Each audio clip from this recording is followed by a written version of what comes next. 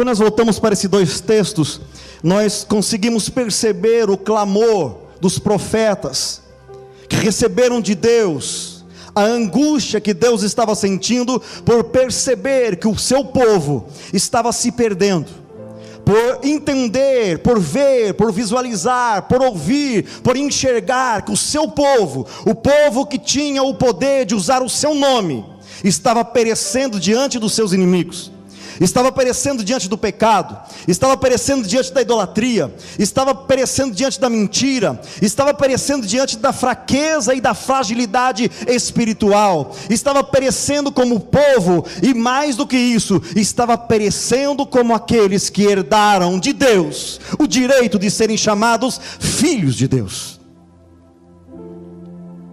Quando nós olhamos e verificamos a história, nós percebemos aqui em Jeremias que o profeta ele estava bastante angustiado, apesar de Jeremias ser considerado o profeta chorão, aquele que andava pelas ruas chorando e se lamentando pela situação que vivia o povo de Judá, pela situação que vivia as famílias herdeiras da promessa. Então ele passava pelas ruas e pelas cidades chorando e se lamentando. E ele ficou conhecido então como profeta chorão. E Deus, ele recebia as lágrimas desse profeta. E por isso ele recebia de Deus palavras de ordem, palavras de exortação, mas que sempre vinham acompanhadas com promessas que enchiam os olhos e enchem os olhos de quem as lê. Agora o interessante é que naquela época o povo estava com o coração tão endurecido que eles não conseguiam primeiro ouvir o choro e a lamentação, e não conseguiam também perceber a advertência e o perigo que eles estavam vivendo. E mais do que isso, não se arrependeram, não se quebrantaram, e então foram exilados. Pode passar-me. O contexto histórico desse texto está baseado no seguinte: era reinado de Jeconias, filho de Joaquim. Era o início do exílio da Babilônia, quando o povo de Judá iria ficar por 70 anos exilados e escravizados na Babilônia. Jerusalém e o templo seriam destruídos pelos babilônicos. Judá estava servindo a outros deuses, eram rebeldes, desobedientes, incrédulos, provocadores, imorais, e seguiam a falsos profetas. Parece que nós estamos falando de hoje, não? Parece que nós estamos falando do século 21.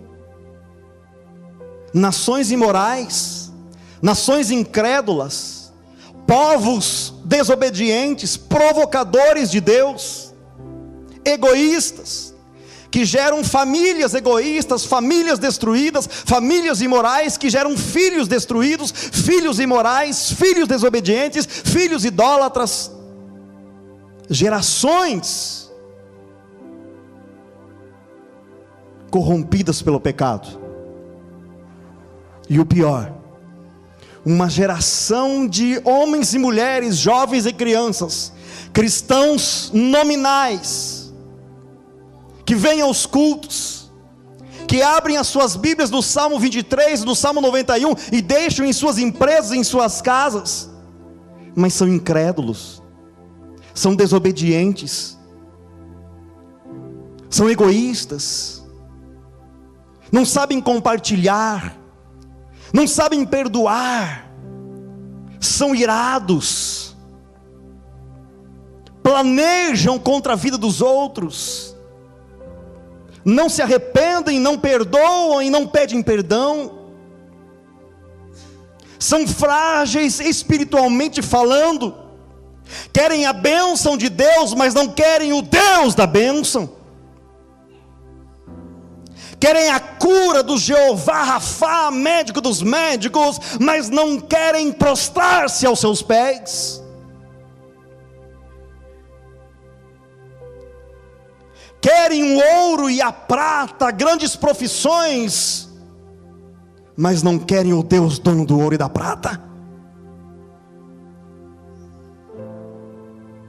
Querem viver dias de abundância, de paz, mas não querem ceder, se quebrar e se arrepender e chorar diante daquele que tem um nome sobre todo nome, e que um dos seus atributos é Jeová Shalom, a nossa paz.